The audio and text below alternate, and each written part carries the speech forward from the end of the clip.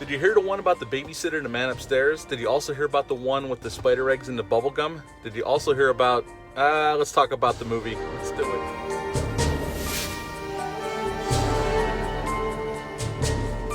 Hey, welcome back to my channel. Today we're going to talk about Urban Legend. This film came out September 25th of 1998. I actually saw this opening weekend with the girl I was dating at the time. This movie's an hour and 39 minutes long. It's rated R.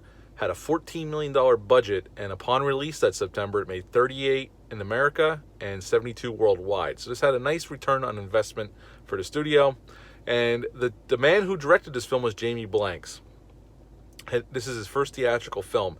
He's an Australian gentleman, directed a few short films. As a matter of fact, he wanted to do I Know What You Did Last Summer, and he shot a short film, or a trailer, I think, to prove to the producers he could do that film, but they'd already hired somebody. Well, they remembered him for this film, and he got this job.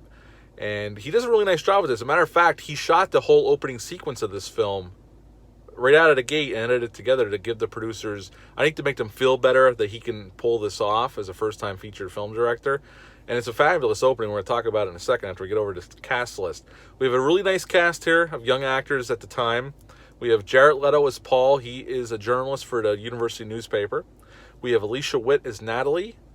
We have Rebecca Gayheart as Brenda, Natalie's best friend. We also have Michael Rosenbaum as Parker. He's like the head of this fraternity on campus. We have Loretta Devine as Reese. She is campus security. We have Joshua Jackson. He was popular at the time for Dawson's Creek, and he plays Damon, another one of the frat guys. We have Tara Reid here as Sasha, although she was not who was originally supposed to play Sasha.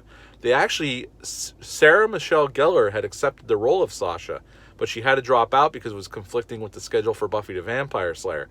So she dropped out. They brought Tara Reid in. Now we're going to get into some horror royalty that are in this film.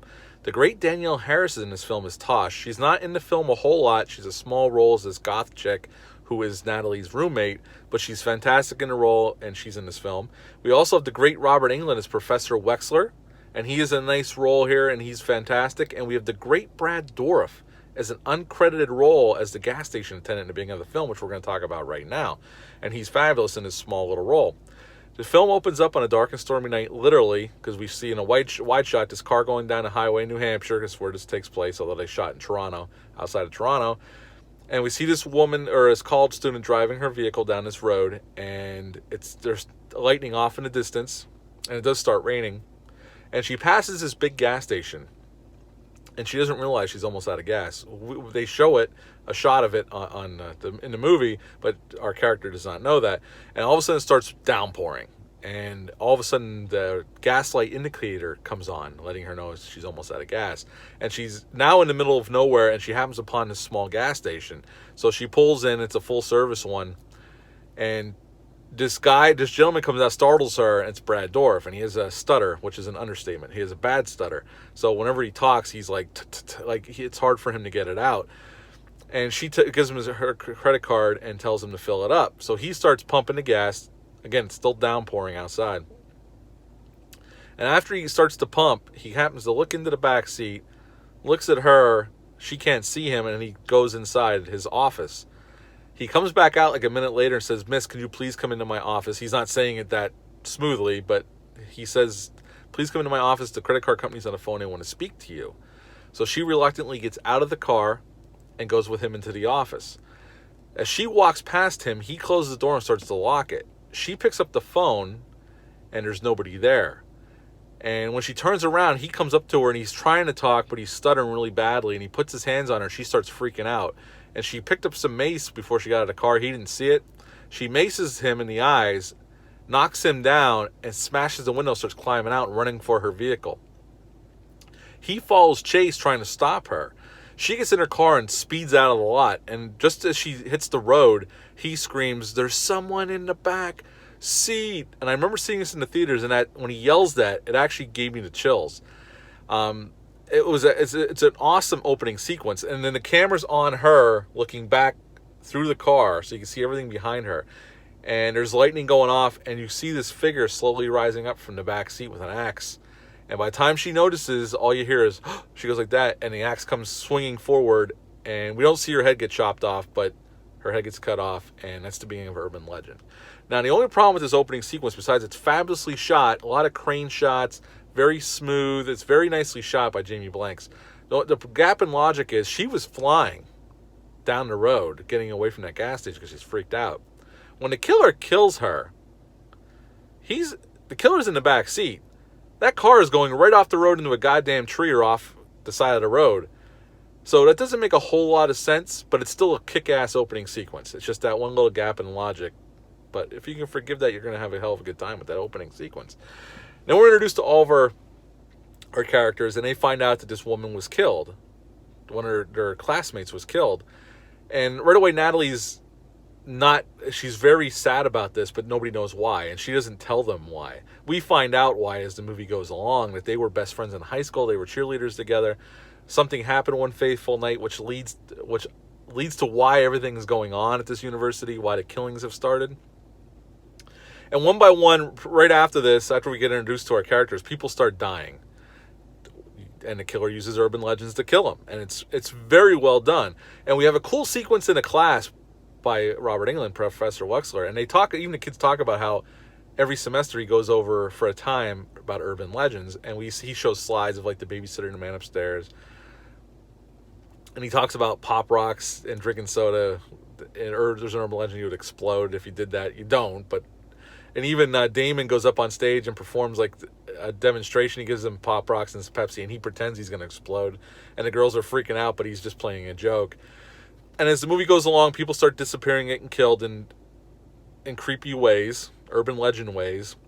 And I'm going to fast forward over that. If you've never seen this film, I'm going to recommend it right up front. I am going to spoil the ending, though, so just so you know, if you've never seen it, stop here and go see it and then come back.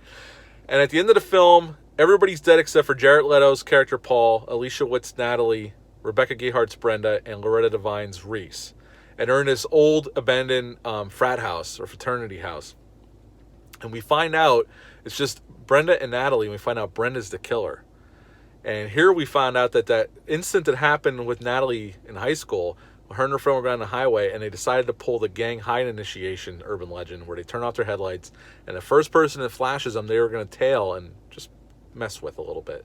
And they do, and this young man flashes them, and they follow him, and they have their high beams on, they're flashing him, beeping the horn, and unfortunately he gets distracted, goes off the road, and gets killed in an accident. And they kind of gotten a slap on the wrist. They just got probation. And here, that was Brenda's fiance, and she's never been able to get over that, and she holds them fully responsible. And her plan was infiltrate the college, become good friends with them, and start killing them off. And she saved Natalie for last. Although she does have a crush on Paul.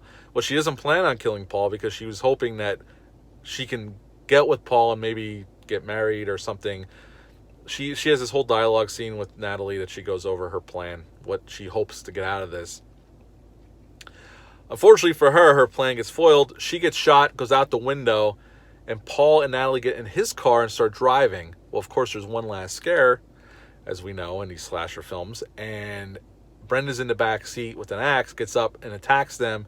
Paul crashes his vehicle on the side of a bridge. She goes through the window and into the river, and that's the end of the film, or so we think. Then the camera dissolves into black, comes back up, and we see these group of friends at a different college talking about what just took place at Pendleton, because they heard the story.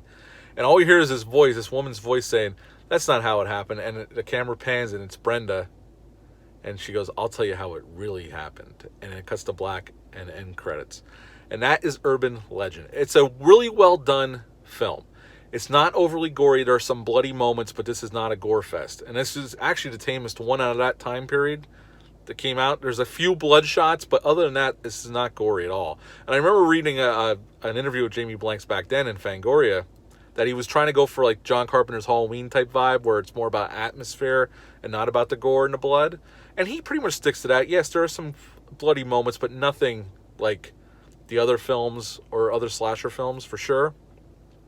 And he does a great job directing this film. A lot of crane shots, a lot of just steady shots. It's very nicely shot. It's very well done. It's a shame he doesn't direct. He hasn't directed anything in a long time. I think he was a very talented guy.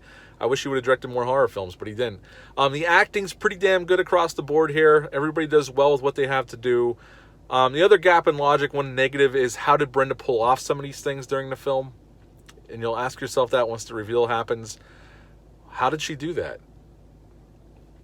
Because some of the things she does, you would think she would have needed help with, for sure. But overall, it's a damn good time. It's well shot, well acted. It's a unique premise, using urban legends to kill people. I mean, the only movie I could think of that used the urban legend premise, and they only used one, was When a Stranger Calls, with the babysitter and the man upstairs. And they only used one. It was only for the first 20 minutes of the film. So this was very novel idea. And yes, there are some. It's definitely inspired by Scream. Obviously, how could it not be? Scream was the one that kicked off the slasher phase in the 90s, because slasher films were pretty much dead until Scream came along, and that rejuvenated the genre, the subgenre of horror, the slasher film, and it was a good time. And this is one of the better ones, I think. I would give Urban Legend an 8.75 out of 10. Yes, there's some gaps in logic, but overall you can have a hell of a good time. Have you ever seen Urban Legend? Let me know down below what your thoughts are on this. Hit the thumbs up, hit the subscribe button, share this video. I greatly appreciate it. You all take care. I will be back next with Urban Legend Final Cut. Yes, I'm going to watch the sequel tonight. I'll have that review out by Friday. You all stay safe, and I'll be back soon. Thanks. Bye.